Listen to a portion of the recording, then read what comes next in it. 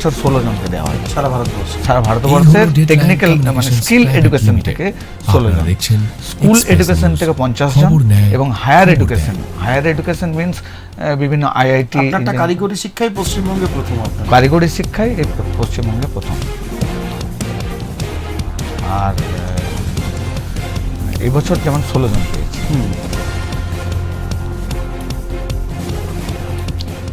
Kolkata Tollygunge ITI থেকে আমারই colleague, আচ্ছা, উনি জুরি পর্যন্ত গিয়েছিলেন, জুরির পরে আর সিলেক্টেড হননি। শুনতে পাচ্ছি না।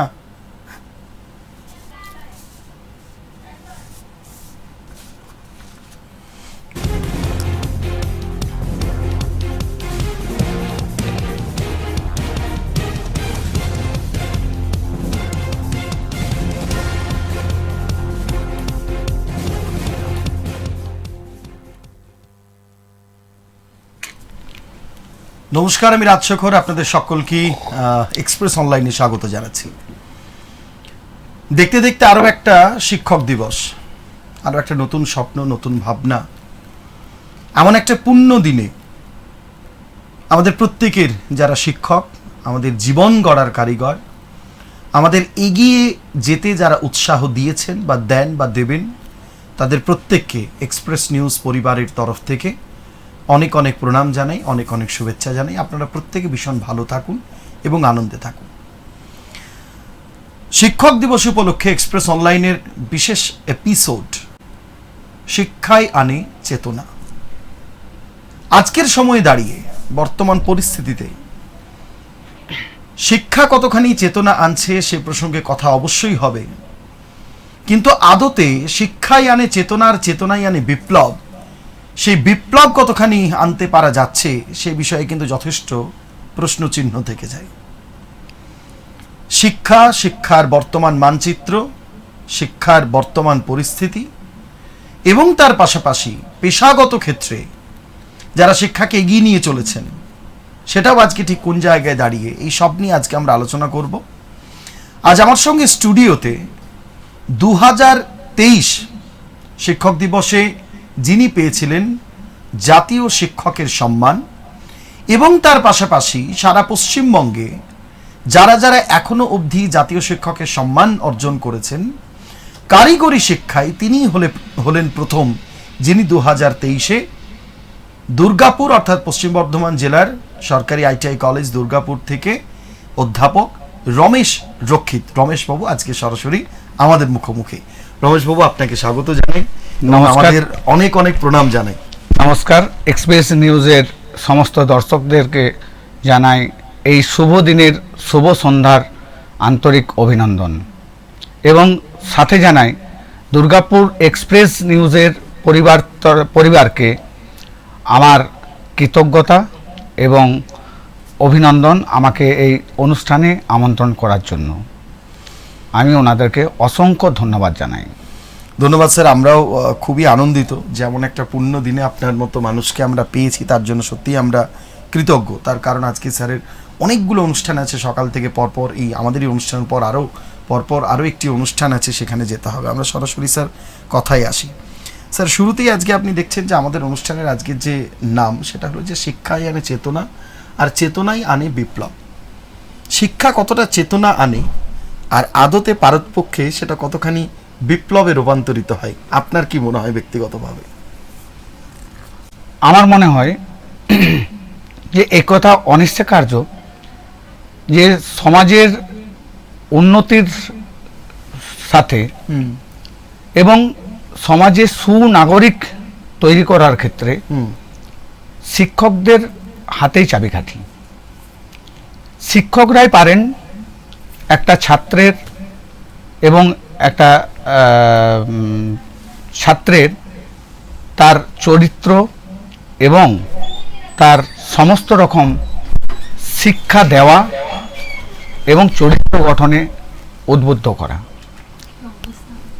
তো এই যে শিক্ষক সমাজ, এই শিক্ষকরাই সমস্ত ছাত্রছাত্রী, এমনকি আমাদের বাবা মারাও শিক্ষক, তারা যেমনভাবে আমাদেরকে শিক্ষা দেবেন, সেই শিক্ষা নিয়ে আমাদের পরবর্তী প্রজন্ম তারা শিক্ষিত হয়ে তাদের বিভিন্ন সমাজের বিভিন্ন জায়গায় তারা প্রতিষ্ঠিত হতে পারবে এবং তারা অ্যাকচুয়ালি সত্যিকারের মানুষ তৈরি হতে পারবে।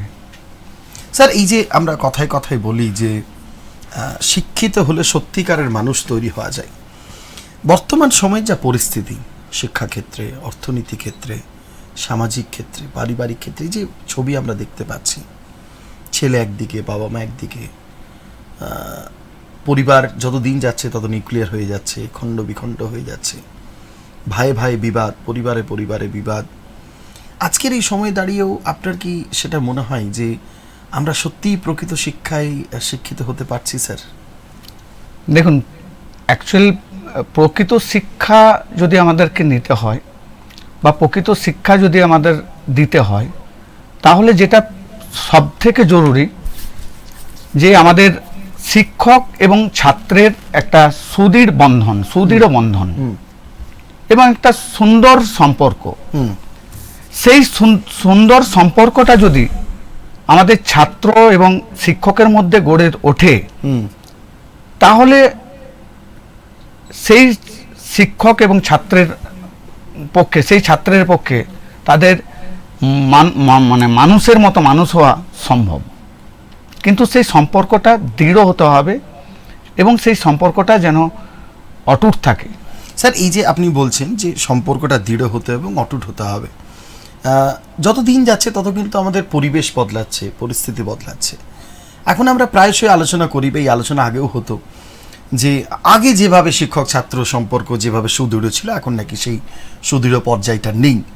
আবার অনেকে বলেন যে ছাত্ররা যেভাবে একটা সময় শিক্ষকদের প্রপার সম্মান দিত, সেই সম্মানটা নাকি এখন ছাত্ররা দেয় না।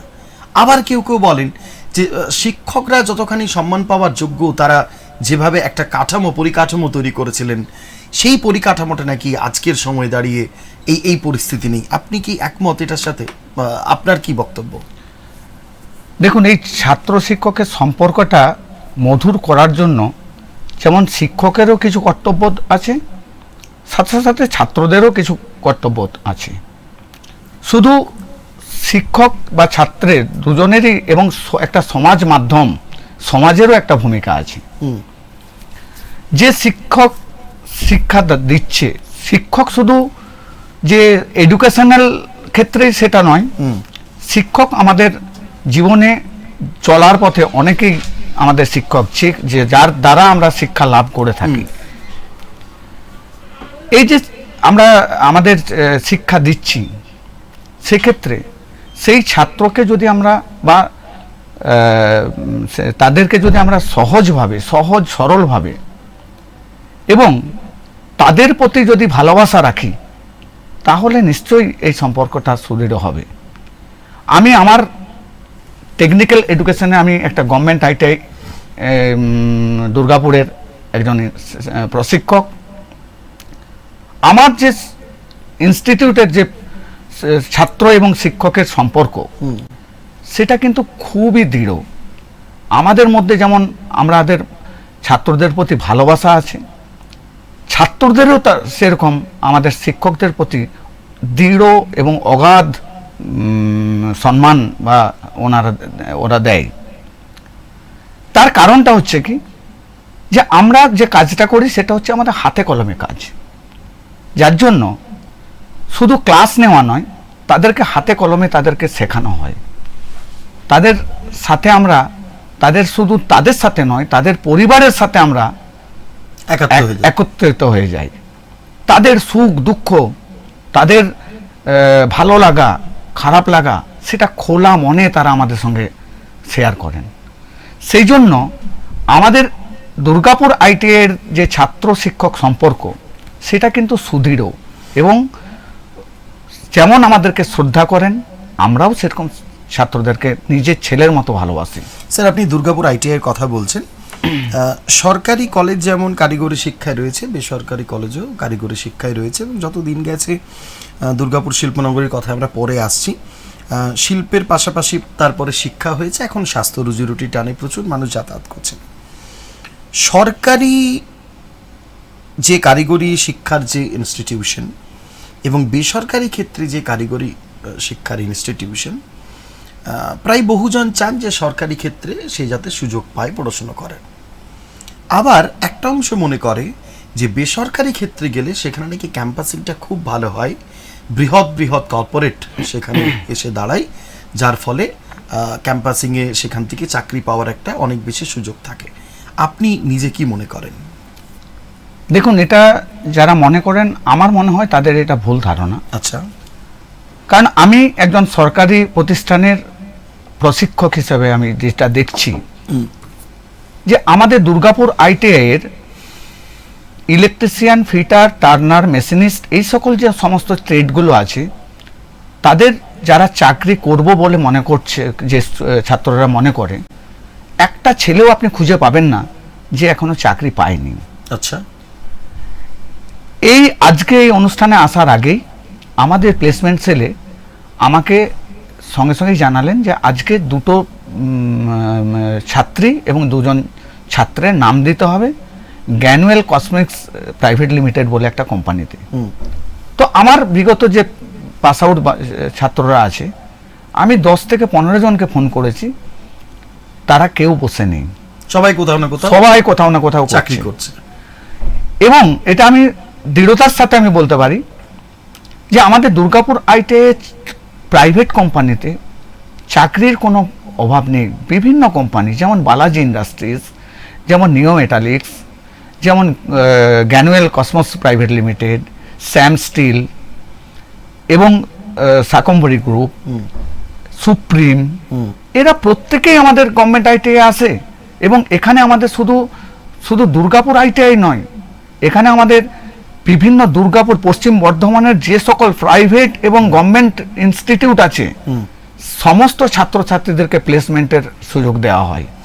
একটা স্যার কথা শোনা যায় যে এটা এখনো পর্যন্ত আমাদের মধ্যে আছে, কেউ যখন ধরুন গ্র্যাজুয়েশন করতে যাচ্ছে যে গভর্নমেন্ট কলেজে পড়লে ভালো, সেটা যে কোনো রাজ্যের ক্ষেত্রে বা রাজ্যের যে কোনো জেলাতে। আবার কেউ যখন কারিগরি পড়তে যাচ্ছে, একটা বড় অংশ বিশেষত বাবা মায়েরা চান যে সরকারি কলেজে পড়ুক। অনেক ক্ষেত্রে দেখা যায় যে সরকারি কলেজে যখন পাচ্ছে না, তখন সে গিয়ে বেসরকারি কলেজে। স্যার, এই পড়াশুনোর ক্ষেত্রে, ডিগ্রির ক্ষেত্রে, কোয়ালিটির ক্ষেত্রে কোনো কি ডিফারেন্স আছে স্যার? হ্যাঁ, কিছুটা ডিফারেন্স আছে। ডিফারেন্সটা ঠিক কোন জায়গা থেকে? ডিফারেন্সটা হচ্ছে ইনফ্রাস্ট্রাকচার। আচ্ছা। পশ্চিমবঙ্গ কারিগরি শিক্ষা দপ্তর থেকে আমাদের পশ্চিমবঙ্গ সরকারের যে সমস্ত গভর্নমেন্ট ITI গুলো আছে, সেই সমস্ত ITI এর যে পরিকাঠামো, সেই পরিকাঠামো খুব সুন্দর, যার ফলে আমরা যখন ট্রেনিংটা আমরা দিই, এখানে দেখুন আমাদের ITI এ থিওরি ক্লাসের থেকে আমাদের বেশি গুরুত্ব হয় প্র্যাকটিক্যাল ক্লাস, হাতে কলমে। কারণ এই ছেলেরাই টেকনিশিয়ান হয়ে সেখানে জব করবে, মানে নিজে হাতে জব করবে, সেই কাজগুলো শেখানো হয়।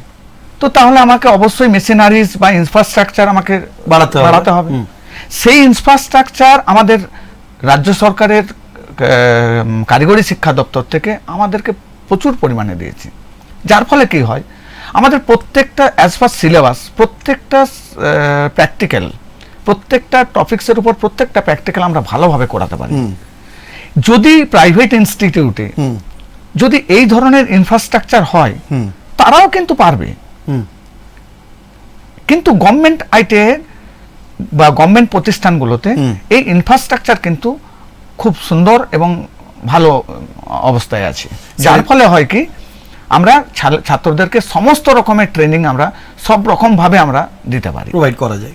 স্যার, এবার একটু আপনার কথাতে আসি। প্রথম একটা বিষয় আসি, তারপর বাকি কথায় আসবো। এখনো পর্যন্ত দিন কয়েক আগে দুর্গাপুর সম্মান পেরিয়েছে, সেখানেও বিভিন্ন মানুষজন যারা দুর্গাপুরের বাসিন্দা, বাইরে বিভিন্ন জায়গায় প্রতিষ্ঠিত হয়েছে। অধিকাংশ ক্ষেত্রেই, এবং শেষমেশ আমি আরও বেশ কয়েকটি অনুষ্ঠানে যোগ দিয়ে দেখলাম যে অধিকাংশ ক্ষেত্রেই যারা জীবনে প্রতিষ্ঠিত, তারা বলছেন যে তারা বড় হয়েছেন গ্রামের স্কুল থেকে। যদিও এটা ঠিক যে আপনারা যে সময় বড় হয়েছেন সেই সময় এতখানি ইংরেজি মাধ্যম স্কুলগুলোর কলকাতা ছাড়া বা বৃহৎ শহর ছাড়া ভারতবর্ষে এতটা রমরমা ছিল না। আপনি নিজেও বাঁকুড়া জেলার সোনামুখীর রাধা বিনোদপুর গ্রামের আপনি বাসিন্দা। আপনিও কিন্তু প্রাইমারি স্কুলে পড়াশোনা করেছেন, তার পরবর্তী সময়ে এগিয়ে গেছেন, আমি একটু শুনবো। প্রাইমারি স্কুলে পড়াশুনো করে বড় হওয়া এবং আজকের সময় দাঁড়িয়ে ছেলেমেয়েরা একেবারে প্রি প্রাইমারি থেকেই কিন্তু ইংরেজি মাধ্যম স্কুলে পড়াশুনো করছে, এটা কি আগামীর পক্ষে কতটা পজিটিভ আপনার মনে হয়? তার মানে কি এই যে প্রাইমারি স্কুলগুলো আছে, আগামী দিনে কি তাহলে এই বাংলা মাধ্যম থেকে কি বৃহৎ কৃতিরা কি আর উঠে আসবে না? দেখুন, নাকি পুরো ট্যালেন্টটাই চলে যাবে ইংরেজি মাধ্যমে? দেখুন, এটা আমাদের প্রত্যেকের ইন্ডিভিজুয়ালি নিজস্ব এর ব্যাপার। আমি একটা উদাহরণ দিই। আমি গ্রামের একটা প্রাইমারি স্কুল থেকে পড়াশোনা করে আমি গ্রামের স্কুল থেকে উচ্চ মাধ্যমিক পাস করে আচ্ছা, এবং ডিপ্লোমা ইঞ্জিনিয়ারিংও করেছি আমি বিষ্ণুপুর কেজি ইঞ্জিনিয়ারিং ইনস্টিটিউট আচ্ছা। থেকে। অনেক পুরনো কলেজ এবং খুব অনেক নামি পুরনো কলেজ। তো তারপরে আমি আস্তে আস্তে কাজের মাধ্যমে আমি আজ এই জায়গায় পৌঁছেছি। স্যার কিভাবে এগিয়ে গেলেন আমি এই সময়টাতে একটু আমরা একটু জেনে নিই। আচ্ছা, আমি আমার গ্রামের স্কুলে থাকতেন তো রাধা বিনোদপুরে? হ্যাঁ, আমি রাধা বিনোদপুরেই থাকতাম। আমি একটা কৃষক পরিবারের আমি সন্তান। আমাদের যৌথ ফ্যামিলি ছিল, অনেক বড়। আমি গ্রামের স্কুলেই আমি প্রাইমারি স্কুলে 5 পর্যন্ত পড়ি। তারপর আমি আমাদের কাছেই বরচাত্রা রামকানে ইনস্টিটিউশন, সেখানে আমি ক্লাস 5-এ ভর্তি হই। আচ্ছা, এরপরে ওখান থেকে আমি আস্তে আস্তে পড়াশোনা করি। কিন্তু আমার জীবনের সব থেকে সেরা, আজকে আমার ওই শিক্ষক দিবসে আজ যেনাকে স্মরণ না করলে নয়, তিনি হচ্ছেন বরচাত্রা রামকানাই হাই স্কুলের হেডমাস্টার ছিলেন। উনি আজ নেই, কিন্তু উনি আমার পথ চলাকে মসৃণ করেছেন। উনি আমাকে নিজের ছেলের মতো ভাবে স্নেহ করে, আমি ইন্সপিরেশন করিয়ে উনি পড়াশোনা করিয়েছেন। তারপর ওখান থেকে মাধ্যমিক পাস করি। মাধ্যমিক পাস করার পর আমি উচ্চ মাধ্যমিক জন্য, তখন আমার ওই স্কুল উচ্চ মাধ্যমিক উপনীত হয়নি। তারপরে আমি দধিমুখা উচ্চ বিদ্যালয়, আমাদের প্রায় 8-10 কিলোমিটার দূরে, সেখানে আমি উচ্চ মাধ্যমিকে ভর্তি হই। উচ্চ মাধ্যমিক পাস করার পর আমি বাঁকুড়া সম্মিলনী কলেজে আমি বিএসসিতে ভর্তি হই। আচ্ছা, বাঁকুড়া সম্মিলনী কলেজে বিএসসি লাস্ট ইয়ার চলাকালীন আমি ডিপ্লোমা ইঞ্জিনিয়ারিংয়ের, তখন জেক্সপো ছিল, জেক্সপো পরীক্ষা দিই। তখন কিন্তু এই প্রাইভেট ডিপ্লোমা কলেজ বা প্রাইভেট ইঞ্জিনিয়ারিং কলেজ ছিল না, মানে ছিলই না। না, সেটা 1995, 94-95। তো সে সময়তে জেক্সপোর মাধ্যমেই সরকারি কলেজগুলোতে অ্যাডমিশন হতো, শুধু সরকারি কলেজ, বেসরকারি ডিপ্লোমা ছিল না। তারপর আমি জেক্সপো পরীক্ষার মাধ্যমে আমি বিষ্ণুপুর কেজি ইঞ্জিনিয়ারিং ইনস্টিটিউটে আমি ইলেকট্রিক্যাল ইঞ্জিনিয়ারিংয়ে আমি ডিপ্লোমাতে ভর্তি হই। ওখান থেকে আমি 1998-এ আমি ডিপ্লোমা পাস করি। তারপর আমি বড়জোড়ার মানাক্সিয়া লিমিটেড বলে একটা কোম্পানিতে, প্রাইভেট কোম্পানিতে আমি যোগদান করি প্রথম 1999। সেখানে আমি দীর্ঘ 11 বছর আমি কাজ করি। 2010 সাল পর্যন্ত আমি ওই কোম্পানিতে কাজ করি। কি জব ছিল স্যার ওখানে? সেখানে আমার জব ছিল ইলেকট্রিক্যাল মেনটেনেন্স ইনচার্জ। আমার ওখানে যে প্রোডাকশন হতো, যে মেশিনারিজ ছিল, সেই মেশিনারিজের মেনটেনেন্স, ইলেকট্রিক্যাল মেনটেনেন্স এবং ইউটিলিটি ডিপার্টমেন্ট যেটা, সেটা আমাকে দেখতে হতো। যার ফলে আমি মানাক্সিয়া লিমিটেডে আমি 2010 সাল পর্যন্ত আমি ওখানে চাকরি করি। প্রাইভেট সংস্থায় চাকরি করতে করতেও আমি বিভিন্ন গভর্নমেন্ট সার্ভিসের প্রিপারেশন নিতে থাকি এবং গভর্নমেন্ট সার্ভিসের পরীক্ষাগুলোতে বসার পরে 2007 সালে আমাদের কারিগরি শিক্ষা দপ্তর থেকে একটা অ্যাডভার্টাইজ বেরোয়, সেখানে আমি অ্যাপ্লাই করি এবং সেখানে আমি ইন্টারভিউ পর্যন্ত, মানে আমাদের এই প্রসেসটা, রিক্রুটমেন্টের প্রসেসটা হয়, প্রথমে রিটিন হয়, তারপর একটা প্র্যাকটিক্যাল পরীক্ষা হয়, তারপর ইন্টারভিউ হয়। তো আমি রিটিনে পাস করি, প্র্যাকটিক্যালে পাস করি এবং ইন্টারভিউয়ে আমি বাদ চলে যাই 2007-এ। আচ্ছা, তার পরের বছরই 2008-এ আবার একটা অ্যাডভার্টাইজ বেরোয়, তখন কিন্তু আমি আবার অ্যাপ্লাই করি। 2008-এ অ্যাপ্লাই করার পর আমি রিটিন পাস করি, প্র্যাকটিক্যাল পাস করি এবং প্র্যাকটিক্যালের পর ইন্টারভিউ পাস করে আমি সিলেক্টেড হই অ্যাজ এ ইলেকট্রিক্যাল ইনস্ট্রাক্টর এবং আমার পোস্টিং হয় গভর্নমেন্ট আইটিআই গড়িয়াহাট। এই গভর্নমেন্ট আইটিআই গড়িয়াহাটে আমি প্রথম আমার পোস্টিং 2010 সালে সরকারি হিসেবে প্রথম কাজ। ওখানে এই আইটিআই পড়ানোর সময় আমার মনে হয়েছিল যে এখানে যে ধরনের ছেলেরা পড়তে আসে সেই ছেলেগুলো খুব মিডিওকোর ছেলে। তা কারা পড়তে আসে না, যারা উচ্চশিক্ষায় শিক্ষিত হতে পারেনি, যারা লক্ষ্য ছিল ইঞ্জিনিয়ার হওয়া, ভালো ইঞ্জিনিয়ার হওয়া, ডাক্তারি পড়া, কিন্তু হয়তো কোনো কারণে তারা সফল হতে পারেনি, তারা এসে আইটিআই ভর্তি হয় এবং আইটিআই করতে থাকে। তখন আমার মনে হয় যে এই ছেলেগুলোকে যদি আমরা ভালোভাবে শিক্ষা দিতে পারি, ভালোভাবে কাজ শেখাতে পারি, তাহলে এদের ভবিষ্যৎ কিন্তু উজ্জ্বল হবে। সেই লক্ষ্যে কিভাবে এদেরকে শিক্ষা দিলে বা কিভাবে প্র্যাকটিক্যাল করালে তাদের বোধগম্য হবে এবং তারা ভালোভাবে শিখতে পারবে, সেটা আমি আস্তে আস্তে নিজে স্টাডি করতে থাকি। সেখান থেকে আমি প্রত্যেকটা জিনিসের উপর আমি পাওয়ার পয়েন্ট বানাই এবং প্রত্যেকটা টপিক্সের উপর বিভিন্ন ভিডিও সেগুলোকে কালেক্ট করতে থাকি। তাহলে আমি যখন ক্লাস নিচ্ছি, থিওরি ক্লাস নিচ্ছি, তখন কিন্তু আমি তাদেরকে ওই পাওয়ার পয়েন্টের মাধ্যমে, বিভিন্ন ছবির মাধ্যমে তাদেরকে সেই জিনিসগুলো বোঝাতে পারছি, তারা সচক্ষে দেখতে পাচ্ছে। সেই জিনিসটাই যখন তাদের কাছে সহজ হলো, সেই জিনিসটাই যখন তারা প্র্যাকটিক্যাল করতে আসছে, তখন কিন্তু তাদের কাছে আরও বোধগম্য হয়ে গেল। তো এইভাবে আমি আস্তে আস্তে শিক্ষা দিতে থাকি। তাতে করে গড়িয়াহাটের থাকাকালীন আজকে আমার গর্ব করে বলতে পারি যে আমার ছাত্রছাত্রীরা maximum power PdCl, West Bengal PdCl, WBSCDCL এবং DRDO, ইসরো, আমাদের এখানে CMRI, বিভিন্ন সেক্টরে সেল, ভেল, তারা চাকরি করছে। এবং সবথেকে মজার একটা ব্যাপার বলি, আমাদের গড়িয়াহাটের একটা ব্যাচের একসাথে আমাদের আমার স্টুডেন্ট 14 জন PDCL-এ জয়েন করেছে একই সাথে। তো এইভাবে দিতে থাকি। তারপর 2018 সালে আমার দুর্গাপুরে ট্রান্সফার হয় এবং দুর্গাপুরে এসে আমিও কিন্তু আবার আগের মতোই আমি এই ছাত্রছাত্রীদেরকেও শিক্ষা দিতে থাকি, যেভাবে আমি আগে দিচ্ছিলাম সেভাবেই, এবং ছেলেদের গ্রহণযোগ্যতা আরও বাড়তে থাকে।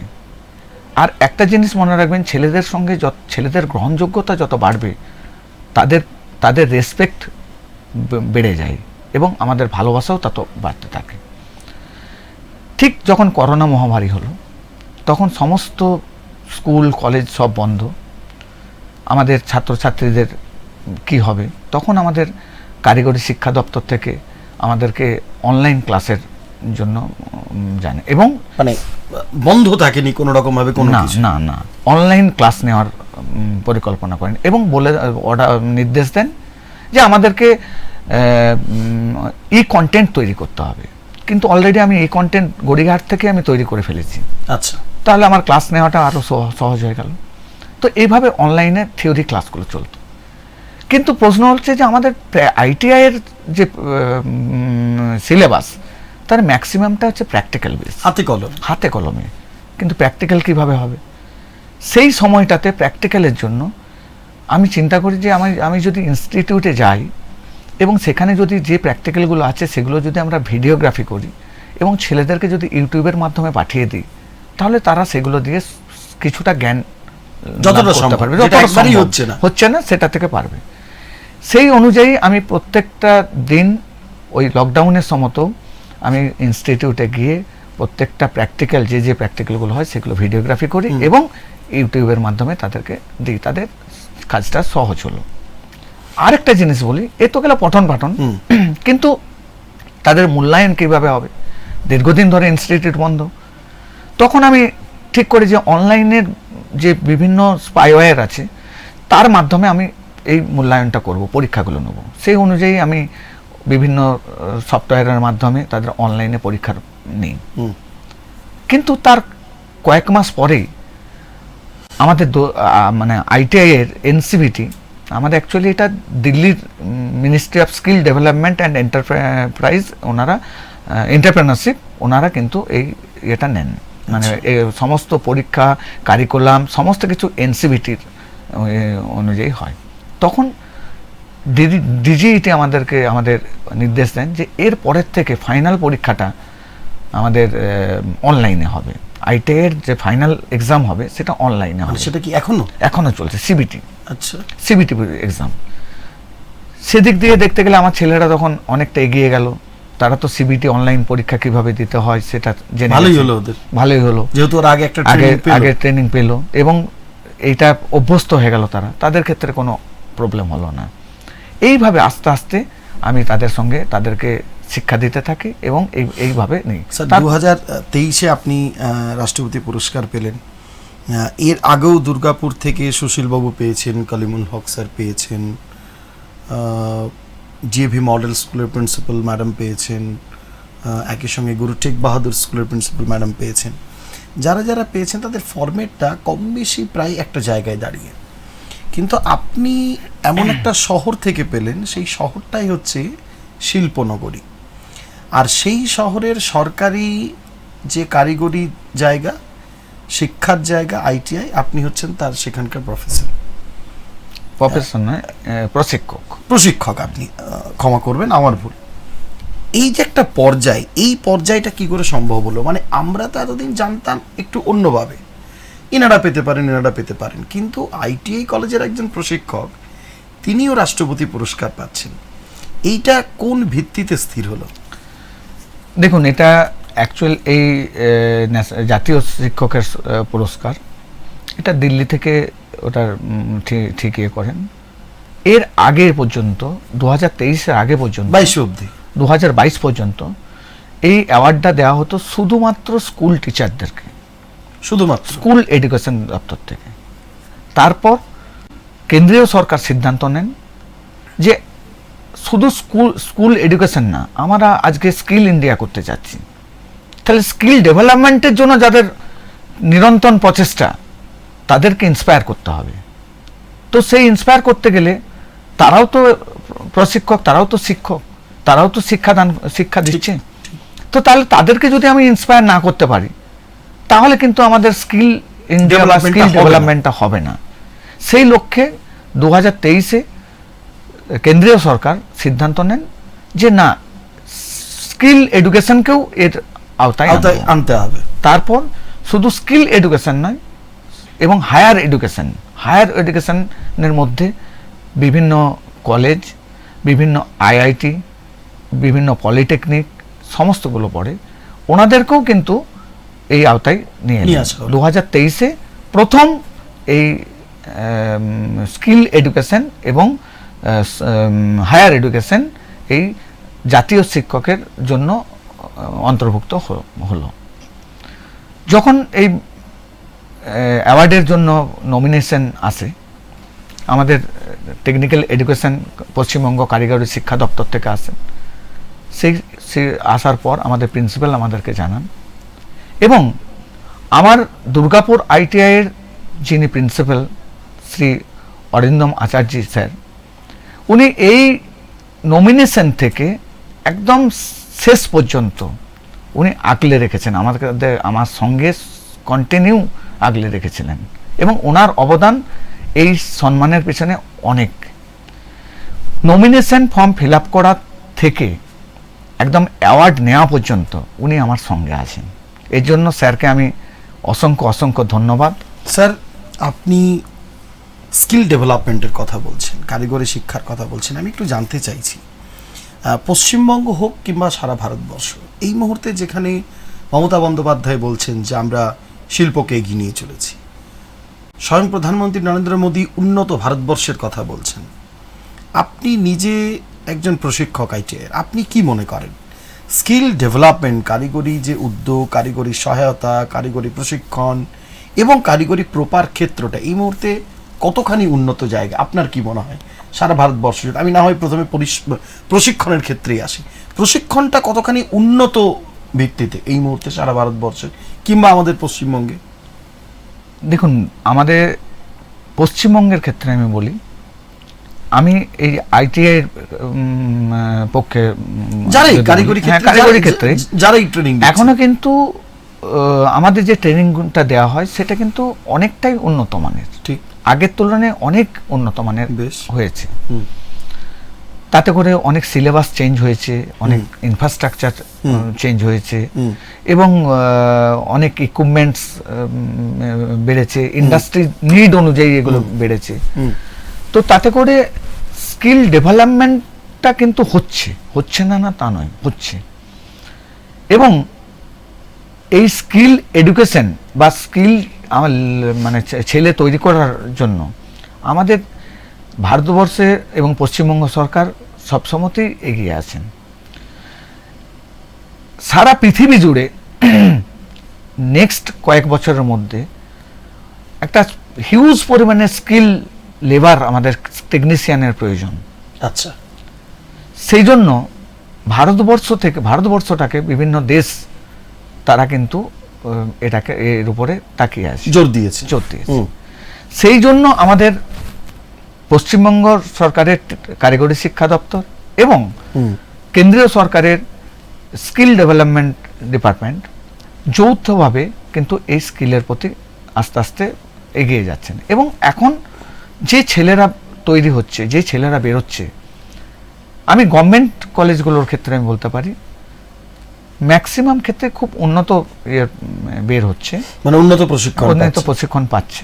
এবং শুধু আমাদের ভারতবর্ষে নয়, এই কিছুদিন আগে আমাদের জাপান থেকে একটা কোম্পানি এসছিলেন, তো ওনারা জাপানে আমাদের এই ছেলেদেরকে নিয়ে যেতে চান, কিন্তু একটা শর্ত করে। সেটা চাকরির ক্ষেত্রে না প্রশিক্ষণ? চাকরির ক্ষেত্রে জাপানে নিয়ে যেতে চান।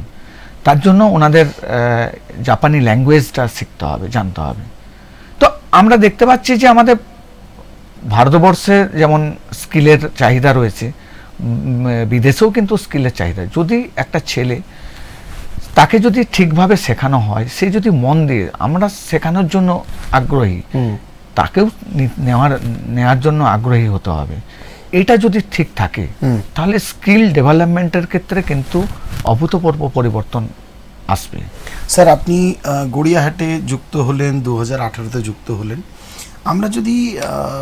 আমরা যদি মোটামুটি 2015 থেকে 2024-এর মধ্যে আসে, আমি শেষ 10টা বছরের কথাই যদি একটু দেখি স্যার, তাহলে কারিগরি শিক্ষার ক্ষেত্রে ITI যে সমস্ত ছেলেমেয়েরা পড়তে আসছে, পরিমাণটা কি বেড়েছে না পরিমাণটা কমেছে?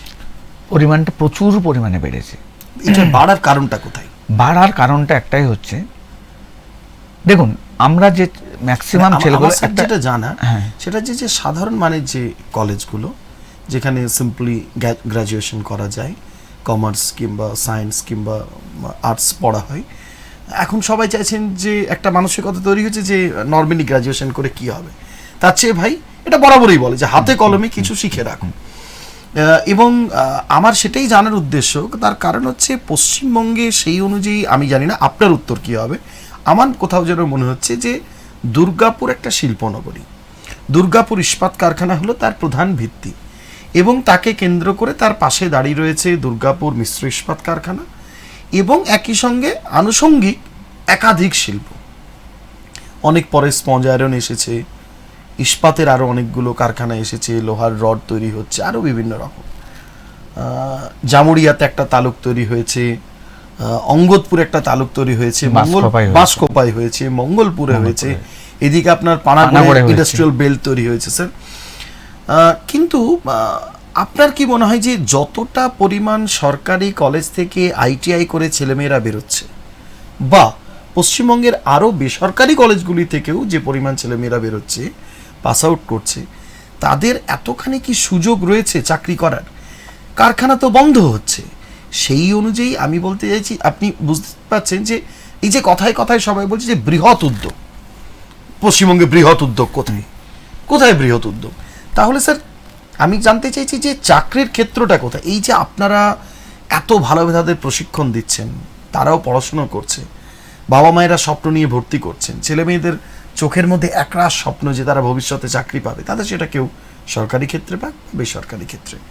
সরকারি ক্ষেত্রেই তো কি অবস্থা সেটা তো আপনি দেখছেন, কোথায় কলকারখানা সরকারি ক্ষেত্রে, যা তৈরি হচ্ছে বেসরকারি ক্ষেত্রে। আমি জানতে চাইছি স্যার, এত এত যে ছেলে মেয়ে গোটা রাজ্য জুড়ে তারা পাস আউট হচ্ছে সরকারি কলেজ এবং বেসরকারি কলেজ থেকে, সেই অনুযায়ী কি চাকরির ক্ষেত্র তৈরি আছে স্যার? যদি তারা চাকরি না পায় তাহলে করবেটা কি? দেখুন, মানে এটা তো আজকের সময় দাঁড়িয়ে একটা বড় প্রশ্ন। অবশ্যই অবশ্যই। দেখুন, আমাদের এই যে টেকনিক্যাল এডুকেশনের প্রতি এত মানে চাহিদাটা কেন, ছাত্রছাত্রীদের চাহিদাটা কেন? তারা একটা ছেলে যদি জেনারেল কলেজে গ্র্যাজুয়েশন করে বা অনার্স করে, সে কিন্তু ওই অনার্স করার পর বা গ্র্যাজুয়েশন করার পর সেরকমভাবে কিন্তু চাকরি নেই, চাকরি পাচ্ছে না, ক্ষেত্রটা নেই। কিন্তু সে যদি কোনো একটা টেকনিক্যাল বিষয়ে শিক্ষা নেয়, সে কিন্তু জানে যে আমি কোনো না কোনো জায়গায় আমি একটা জব পাবো, যদি জব নাও পাই আমি কিন্তু মানে কোনো ব্যবসা করেও আমি খেতে পারবো বা সংসার চালাতে পারবো। তো সেই লক্ষ্যে কিন্তু আসছে এই টেকনিক্যালের উপরে ঝোঁকটা, যার ফলে হয়েছে কি বিগত দিনে যে পরিমাণের ছাত্রছাত্রী আমাদের আইটিআই ভর্তি হতো তার অনেক অনেক গুণ বেড়ে গেছে, অনেক গুণ বেড়ে গেছে। কাদেরটা বেশি, ছেলেদের না মেয়েদের? ছেলে মেয়ে বোধ। আমাদের আচ্ছা, পশ্চিমবঙ্গ কারিগরি শিক্ষা দপ্তর থেকে মেয়েদের জন্য কোটা করে দিয়েছে, 30% কোটা আছে, সেখানে মেয়েরাও ভর্তি হচ্ছে। এবং এই প্রসঙ্গে একটা জিনিস বলে রাখি, যে ছাত্রছাত্রীরা যদি মন দিয়ে ঠিক মতো ভাবে যদি কাজ শিখতে পারে, আমাদের এখনো পর্যন্ত দুর্গাপুরে কিন্তু দক্ষ শ্রমিকের খুবই অভাব। আচ্ছা, দক্ষ শ্রমিক কিন্তু তারা চায়, ইন্ডাস্ট্রিরা চায় যে আমাদেরকে স্কিল লেবার দরকার।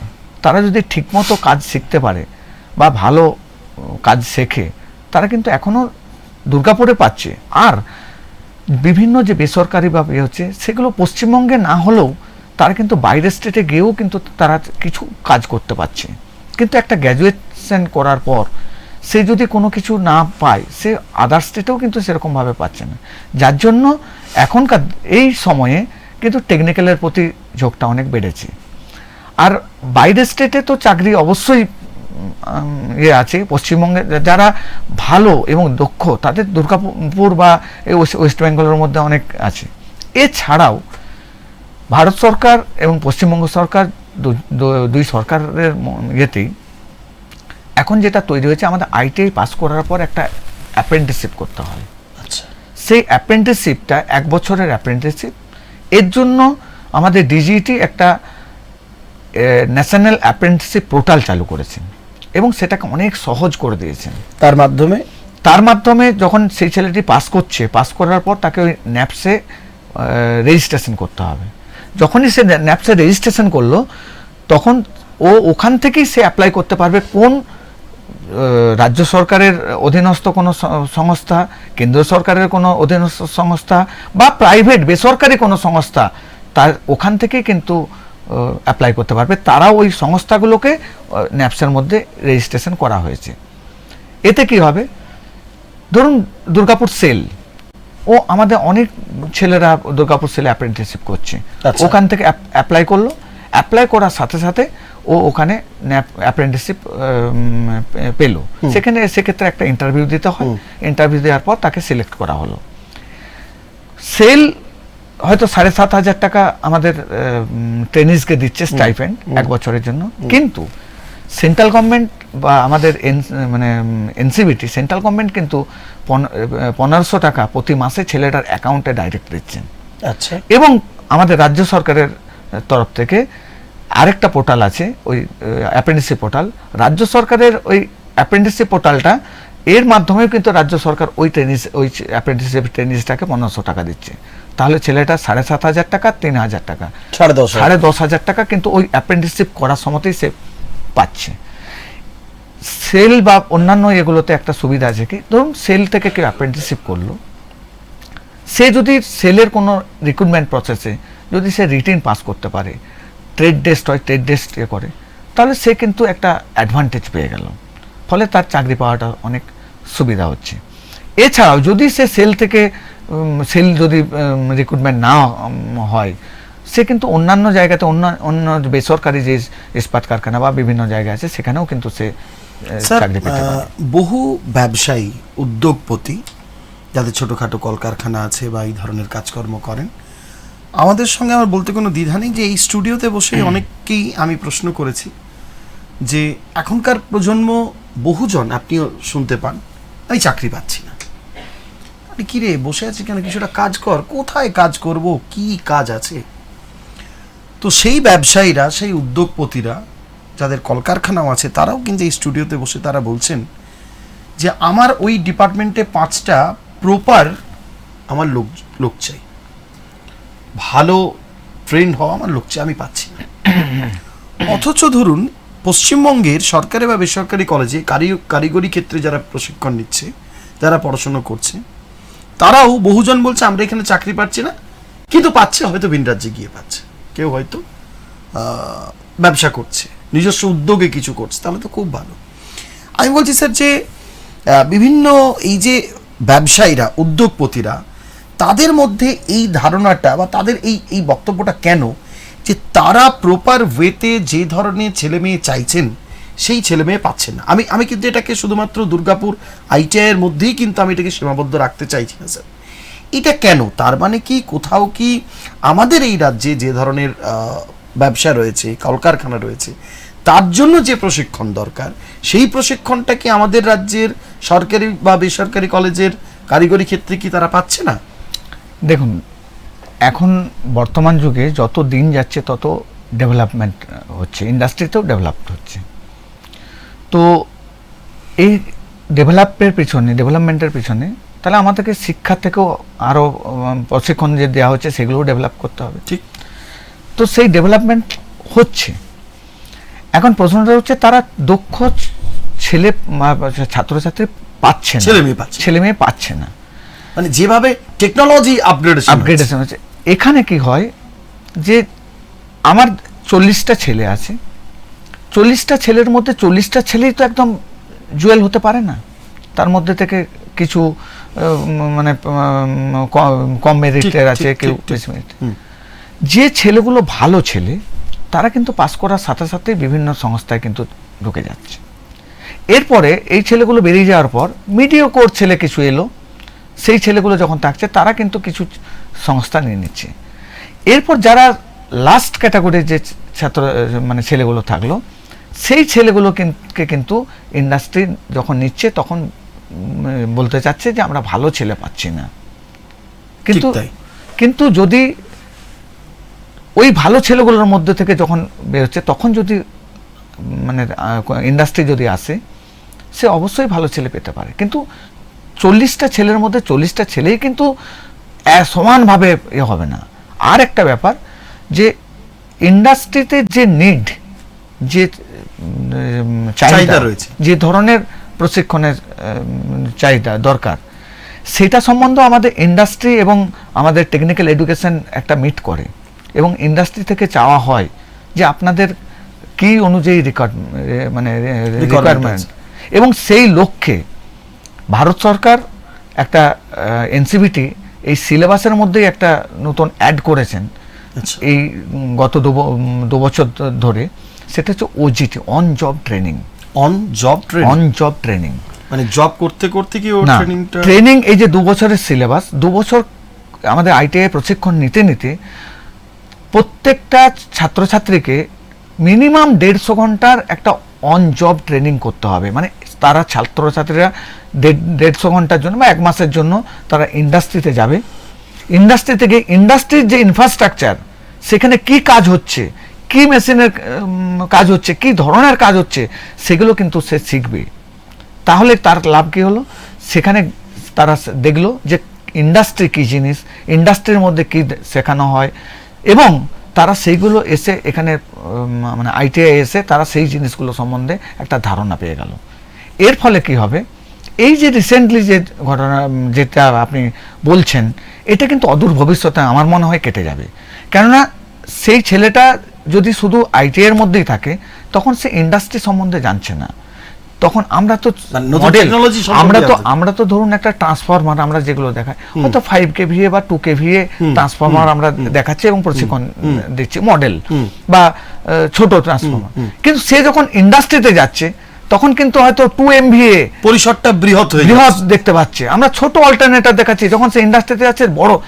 এর ফলে কি হচ্ছে, একটা কমিউনিকেশন গ্যাপ হচ্ছে, যার ফলে ইন্ডাস্ট্রিও কিন্তু চায় যে হ্যাঁ আমার এই ধরনের ছাত্রছাত্রী স্কিল ছাত্রছাত্রী, কিন্তু এই ছেলেটা যখন ইন্ডাস্ট্রিতে যাচ্ছে গিয়ে তখন দেখছে ও বাবা এই এত বড় জিনিস, এই জিনিস এগুলো তো আমরা এই ধরনের দেখিনি, কনফিউজ হয়েছে। এটা একটা ব্যাপারের জন্য এটা আমার মনে হয়। আমাদের আজকের অনুষ্ঠানের সময় একেবারে শেষ দিকে, আমি দু একটা প্রশ্ন দিয়ে শেষ করব।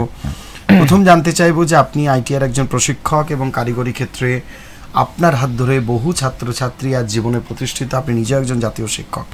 আমি খুব স্পেসিফিক জানতে চাইবো, এই যে মডার্ন টেকনোলজি, ছেলেমেয়েরা যেটা দেখছে সেটা ফ্যাক্টরিতে গিয়ে দেখছে সেটা বৃহৎ পরিসর, আলটিমেট পশ্চিমবঙ্গ এবং ভারতবর্ষের যে কারিগরি প্রশিক্ষণ, সেই প্রশিক্ষণে যদি আপনাকে দেওয়া হয় দায়িত্ব যে আপনি কারিগরি প্রশিক্ষণের ক্ষেত্রে বদল আনুন, আপনি ঠিক কোন কোন ক্ষেত্রে বদলটা আনবেন প্রশিক্ষণের ক্ষেত্রে?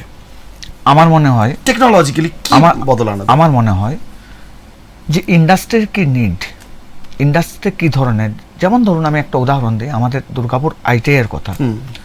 ইন্ডাস্ট্রিতে এখন আমাদের প্রযুক্তির যুগে অটোমেশন অবশ্যই দরকার, প্রত্যেকটা ইন্ডাস্ট্রিতে অটোমেশন আছে, যে ছোট মাঝারি বড় সব জায়গাতে অটোমেশন যুগ। এবং এই অটোমেশন করতে গেলে যেটা প্রয়োজন সেটা হচ্ছে পিএলসি, প্রোগ্রামেবল লজিক কন্ট্রোলার। তো এই পিএলসি থ্রু দিয়ে কিন্তু অটোমেশন হয়। তা আমার কিন্তু আইটিআই সিলেবাসে কিন্তু পিএলসি নেই। আমরা আমাদের আইটিআই এর তরফ থেকে একটা সিএসআর ফান্ড থেকে আমরা কিন্তু আমাদের আইটিআই এ একটা পিএলসি ল্যাব সেট আপ করেছি। সেই পিএলসি ল্যাবে আমাদেরকে আমাদের যে ছাত্রছাত্রীরা করছে তাদেরকে পিএলসি কাজ কি, পিএলসি কিভাবে প্রোগ্রামিং করা হয়, পিএলসির সাথে ফিল্ড ডিভাইসগুলো কিভাবে আমরা কানেক্ট করব, তাতে কি কি টোটাল পিএলসি প্রোগ্রামিং কিভাবে করছি, এই ব্যাপারটা সম্বন্ধে কিন্তু ট্রেনিংটা দেওয়া হয়। এটা কিন্তু আমাদের এনসিভিটি সিলেবাসে নেই, কিন্তু আমরা এইটা দরকার কখন না, after ITI, after diploma, after BTech এই অটোমেশনটা করতে, সেটা করে হয়েছে। আমাদের দুর্গাপুর আইটিআই আছে এখন পিএলসি কোর্স আমাদের চলছে। সর্বত্র আছে না, সর্বত্র সেটা আপনি চাইছেন যে সর্বত্র সেরকম যদি হয়, এবং ইন্ডাস্ট্রিতে যে যে ধরনের নিড গুলো আছে সেইগুলো যদি আমরা ফুলফিল করতে পারি একেবারে সরাসরি কলেজের মধ্যে, তাহলে কিন্তু এই কমিউনিকেশন গ্যাপটা তখন আর কিন্তু থাকবে না সেইভাবে। স্যার আমাদের কিছু আপনি বলতে যাচ্ছেন? হ্যাঁ, আরেকটা জিনিস যেটা আমি বলতে যাচ্ছিলাম যে আমাদের মানে ছাত্রছাত্রীদেরকেও তারা যখন ভর্তি হচ্ছে তখন তাদের জানার শেখার আগ্রহটা কিন্তু থাকবে। এখন আমরা যেটা দেখতে পাচ্ছি যে কিছু ছেলে ভালো আছে, তারা শিখতে চায়, আবার কিছু ছেলে আছে আমি কোনো রকম আমি ভর্তি হয়েছি, আমি ক্লাস আসার চেষ্টা করব না, মাঝে মধ্যে ফাঁকি দেবো, আমরা কোনো রকম সার্টিফিকেটটা দিই। আমি এই এক্সপ্রেস নিউজের মাধ্যমে আমি সেই সকল ছাত্রছাত্রীদেরকে বলতে চাই, সার্টিফিকেট নিয়ে কোনো কাজ নেই যদি সে ঠিকমতো কাজ না শিখতে পারে। আর যদি ঠিকমতো মন দিয়ে কাজ, কারিগরি শিক্ষায় যদি কাজ শেখে, আমি দায়িত্ব নিয়ে বলছি তার চাকরির ব্যবস্থা অভাব হবে, চাকরির অভাব হবে না যদি সে ঠিকমতো শিখতে পারে। আর যদি মনে করে যে আমি সার্টিফিকেটটা নিয়ে নেবো, আসবো যাবো, তাহলে কিন্তু হবে না।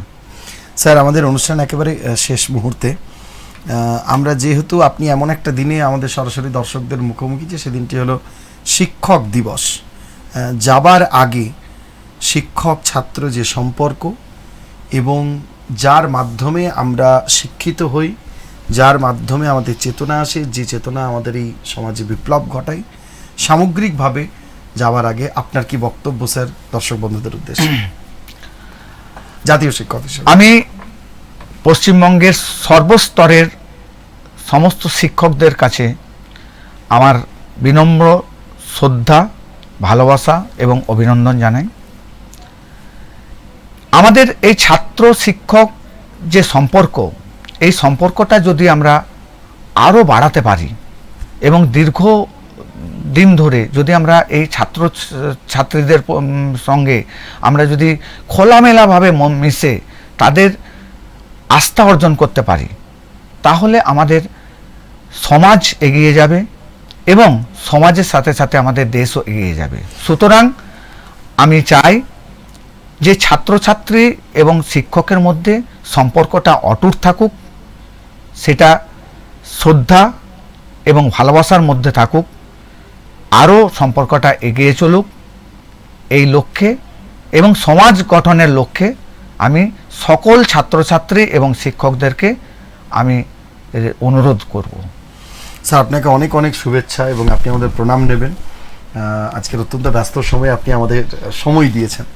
দর্শক বন্ধুদের অনেক অনেক শুভেচ্ছা। 2023-এ কারিগরি শিক্ষার ক্ষেত্রে জাতীয় শিক্ষক পেয়েছিলেন রমেশবাবু, এবং আমাদের পুরো এক্সপ্রেস নিউজ পরিবারের তরফ থেকে তার জন্য আমাদের অনেক অনেক শুভেচ্ছা।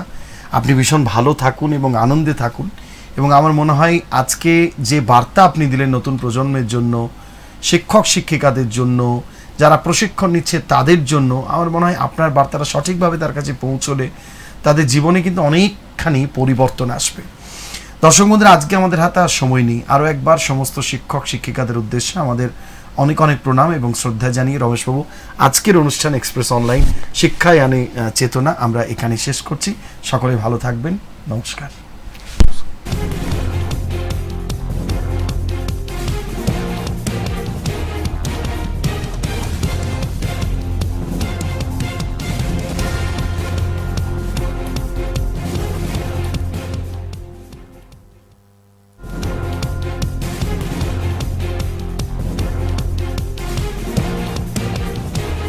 এই হলো ডেডলাইন কমিউনিকেশনস প্রাইভেট লিমিটেড। আপনারা দেখছেন এক্সপ্রেস নিউজ, খবর নেয়, খবর দেয়।